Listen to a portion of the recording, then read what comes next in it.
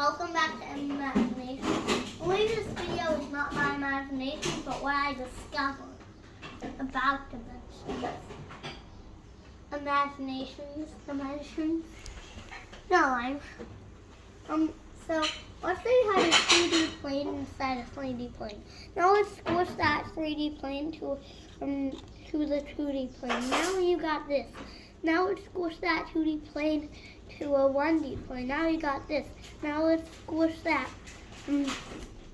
1D plane to a 0D plane. Now that 0D little dot there that was this is not gonna have, as you might expect. I was thinking of negative dimensions, and when you plug in the problem, it actually happens that it goes from a 0D dimension to a 1D. Actually, that is negative 1D. Can I tell you why? Because it is actually covering what is covering it in the positive dimensions. It's flipping in the dot inside here got flipped, and now when this is turned into a dot, this turns into a line which is negative 1 dimension, and it's covering the thing that covered it in positive dimensions. It flips it just like positive is flipped by negative. And here's another thing. In the negative world, we see that higher numbers are lower than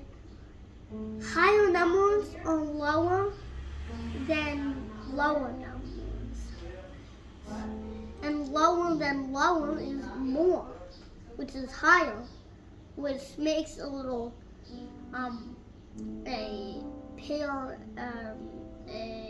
paradox. But let's not focus on that paradox right now. The higher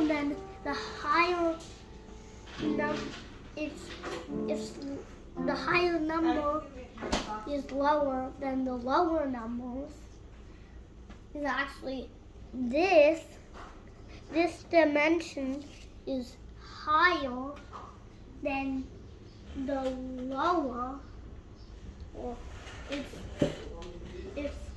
this dimension is higher when it's actually than this dimension, when it's actually lower than that dimension. It's negative 1 dimension versus 0 dimension, but the negative 1 dimension takes up more space. Just like a bigger number in negative is smaller in dimensions. Let's talk about it that way.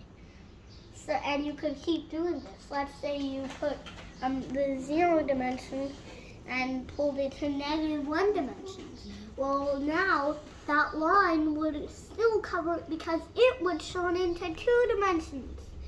There is an infinite number of ways that this cube will cover this flat plane, and an infinite number of ways that this negative 3-dimensional yolk-toe sphere will cover this negative 4-dimensional yolk-toe sphere.